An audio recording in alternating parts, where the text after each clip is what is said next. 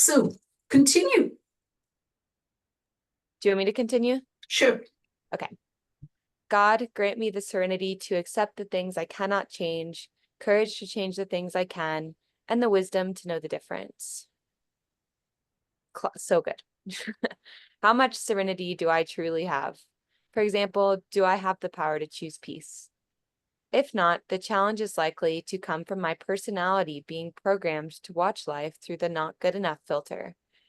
It now matters to me for me to realize that while I'm entrenched in a culture of greed and dissatisfaction, it's my work to disidentify from the collective unconscious, which is a slave to scarcity.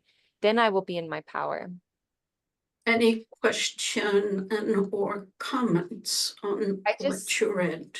I think this is so important with this stuff because it goes to the root of things, because it makes things so much less about like, oh, I can manifest like my eyes turning blue as my analogy, when in reality I'm coming from like this scarcity of things are never good enough. And to get in the court for me would be to say, and even going back to the past two slides, like my resistance to illness has me desire perfect health. It flawless, perfect, no pain ever. I desire that. But that's just like not good at, like, that's me being like, it's not good enough. Like sometimes I'm gonna like have aches and pains or a tummy ache or whatever. Like this scarcity of like pleasure that I have to feel perfect in order to be at peace is yeah, there's no serenity in that. Exactly. And if you reversed it, if you were at peace, then whatever physical trouble you might experience would not even register. I mean, it's there. Like I still have things that happen, you know, Right. like ripped my toenail off the other day and it hurts, but it doesn't, I'm not suffering. You know what I mean? Very good distinction. Thank you. So continue. I think I'll make a Sure. a parenthesis here.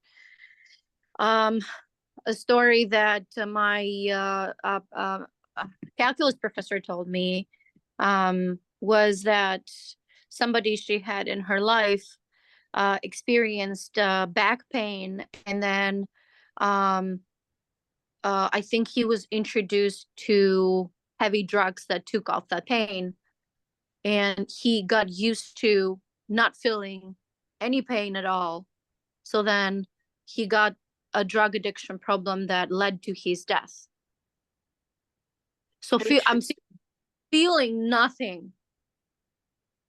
I don't know. It triggered this thought on me. Feeling nothing, like, you know, are we supposed to feel nothing? Is that a question? Yeah. Well, you're talking about, should I go numb, right? Yes. Like, no. I think the question answers itself. Yeah. Yes. Yeah. Beauty. Yeah. So, like resisting the back pain is what either had him choose to become numb, or in my case, it would create more pain to resist the pain. yeah. And think again in terms of chaser and runner.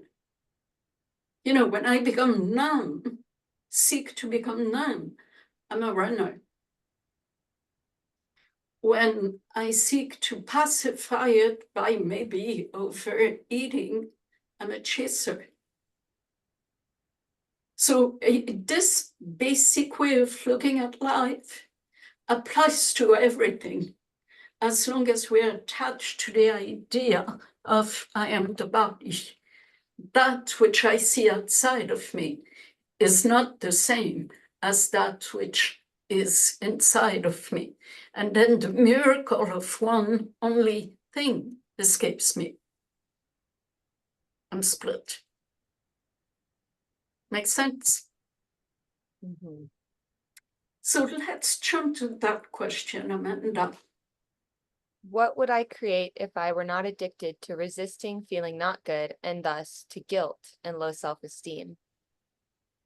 So, yeah, when you are addicted to resisting your pain, you feel guilty because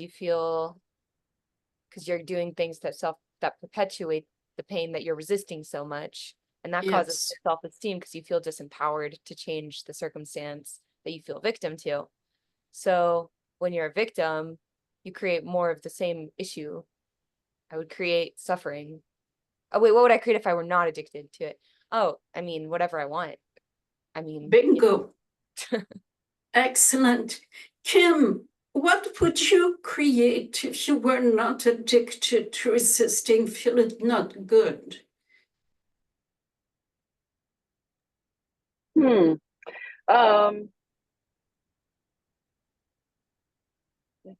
I was not addicted to resisting feeling not good, what would I create?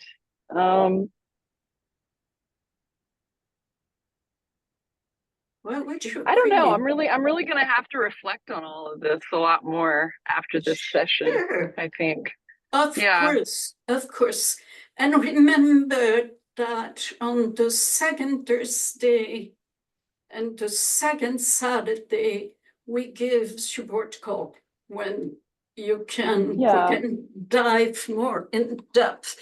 Danielle, I would like to acknowledge how hard you work to joining us. Can you come out of mute? And are you in a place where you can speak? Maybe not. Yeah, let's see. Can you hear me and see me? Yes. So what about you? What would you create if you were not addicted to resisting feeling not good and just to guilt and low self-esteem? Doing nothing and having it all. Amen, brother.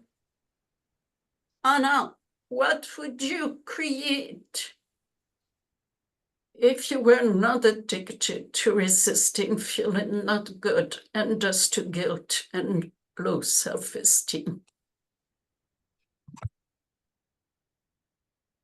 Absolute freedom and expansion. Amen. Beautiful. Michael, all yours. Yeah, thank you, Maha. And my answer is I would create exactly what we're all looking at right now. That's the truth of it. And it's been, it connects me to my favorite biblical quote, which didn't come from the Bible. It came from the Gospel of Thomas, and it's saying number 70. And saying number 70 goes like this: if you bring forth what is within you, what is within you will save you. If you do not bring forth what is within you, what you do not bring forth will destroy you. And so the answer to this conundrum, this paradox of empowerment, is for me to take full responsibility all the time. And to know that consciously, not just as a affirmation or a belief, but as an experience that resonates across all of my bodies and in all of my communications. And I do believe that that's the only way that we come to the sense of enough, is to speak beyond the agenda of greed and to know that the voice that I'm speaking is a pure voice. And in that context, I understand what my propensity was for pain and for shadow and for disempowerment. And so, yeah, my key word today is I am responsible. I'm also grateful. Amanda, what did you receive and how do you feel? I am generative and I feel inspired. Thank you, Amanda. Kim, what touched you today? How are you feeling? I feel curious and grateful. Thank you, Kim, for being here. And Anna, how are you feeling and what touched you? I feel aligned. And what touched me, I feel aligned and I am receptive. Thank you, Anna. Keyword Maha, how you feeling and what'd you receive? Committed. I feel committed to being 100% responsible for what I'm creating. And the knowing of that makes me so grateful to be alive at this time. So, yeah, that's where I am.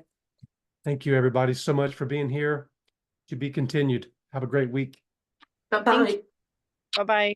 Thank you. Bye. Good. Thank you. Okay, you want to stop the recording?